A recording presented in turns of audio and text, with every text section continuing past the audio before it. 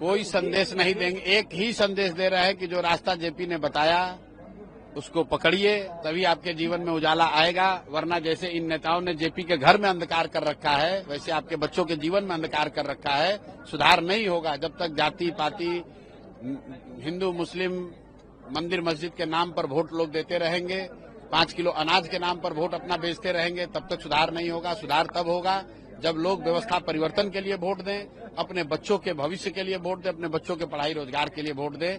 यही बात कहने के लिए आए हैं, लेकिन बात कहना कल से शुरू करेंगे। आज सिर्फ इस धरती को नमन करने आए हैं। जेपी के इस धरती को अभी हमको आने का सौभाग्य कभी नहीं मिला था, तो मैंने सोचा मैं यहाँ आऊं, कम से कम एक रात बिताऊं यहाँ पर, इस धरती को प्रणाम करूंगा, इससे प्रेरणा लूंगा और कल से यहीं से जब यात्रा शुरू करेंगे तो गांव-गांव जाएंगे, लोगों को अपनी बात बताएंगे। पिछले कुछ लोग कह रहे हैं कि हाँ मंच बना हुआ है, मंच से भाषण क्यों नहीं कर रहे हैं।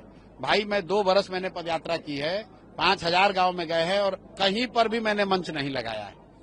मैं मंच से भाषण देना एक अलग बात है। यहाँ पर अपनी आत्म शुद्धि के लिए आए हैं, इस धरती से प्रेरणा लेने आए हैं, इसको प्रणाम करने आए हैं। यहाँ मंच पर खड़े होकर भाषण देने के लिए तो बड़े बड़े नेता आए हैं, और आप देख लीजिए इतने भाषण के बाद क्या स्थिति है। जेपी के अपने घर का बिजली कटा हुआ है क्योंकि बिहार सरकार ने बिजली का बिल नहीं दिया हुआ है, तो क्या भाषण देंगे हम लोग। हम लोग को तो आत्मग्लानि होनी चाहिए, मुझे भी होनी चाहिए, क्योंकि हम भी बिहार में घूम रहे हैं, लेकिन हमको भी ये नहीं पता था। आज आए हैं तो पता चल रहा है, तो इसको स्वीकार करने में कोई नुकसान नहीं है कि भाई हमको भी पता नहीं था, आज आए हैं और ये आत्मग्लानि का कारण है। बिहार का कोई भी व्यक्ति, आप हमको सुन रहे हैं, अरे भाई आपके सबसे बड़े पुत्र यहाँ पर जेपी, उनके घर अंधकार में है, आपको नहीं पता है, यहाँ के लोगों को नहीं पता है, सरकार को नहीं पता है। 4 लाख रुपए के लिए उनका बिजली का बिल कटा, उनका घर में अंधकार है, तो प्रशांत किशोर को सुनकर क्या कीजिएगा। तो हमको यहाँ बैठने दीजिए, रात भर हम यहाँ रहेंगे।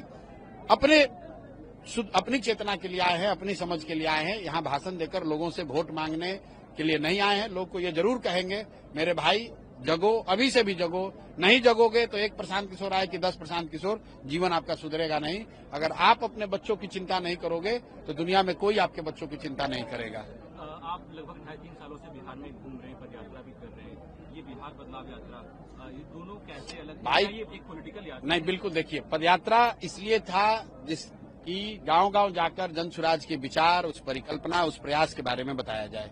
पदयात्रा इसलिए था कि गांव-गांव जाकर ये बताया जाए कि जिस विकल्प न होने का रोना आप रो रहे हैं, आप में वो ताकत है, सामान्य जन में ये ताकत है कि वो साथ में आकर एक नया विकल्प बना सकते हैं, एक ऐसा विकल्प बना सकते हैं जिससे कि उनको भाजपा के डर से लालू जी को और लालू के डर से भाजपा नीतीश को वोट न देना पड़े।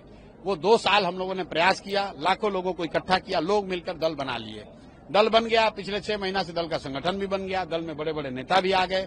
अब प्रशांत किशोर की ये जवाबदेही है कि हम फिर से जनता के बीच में जाएं, क्योंकि 5 महीने के बाद चुनाव है, और उनको बताएं कि भाई जो बिहार की जनता ने मिलकर ये विकल्प बनाया है, इस बार गलती मत करो, अपने बच्चों के लिए जगो, अपने बच्चों की शिक्षा रोजगार के लिए वोट करो। जिन दलों को पिछले 30-35 साल से आप मौका देते रहे हैं और जो इनसे ठगे जाते रहे हैं, फिर दोबारा उन्हीं को वोट देकर दाव मत लगाइए। अगर वो गलती करिएगा तो आने वाले 5 साल आपके बच्चों के लिए अच्छे नहीं होंगे, आपके लिए अच्छे नहीं होंगे। भ्रष्टाचार नहीं रुकेगा, बच्चों के लिए पढ़ाई रोजगार नहीं होगा। अगर उसमें सुधार चाहते हैं तो नया विकल्प जो जनता ने मिलकर बनाया है उसके साथ खड़े होइए, सही लोगों का चुनाव कीजिए, सही मुद्दे पर चुनाव कीजिए, तभी। गर्मियों की छुट्टी होने वाली थी, मेरे पापा आने वाले थे, तो हम लोग सभी खुश थे। तो मैं बेड पे चढ़ के डांस कर रहा था, लेकिन वो पहले ही आ गए। फ्रीज। तो मैं उस समय तो कंटिन्यू नहीं कर सकता था ना, तो फ्रीज फ्रेम टाइप का हो गया। कसम पैदा कर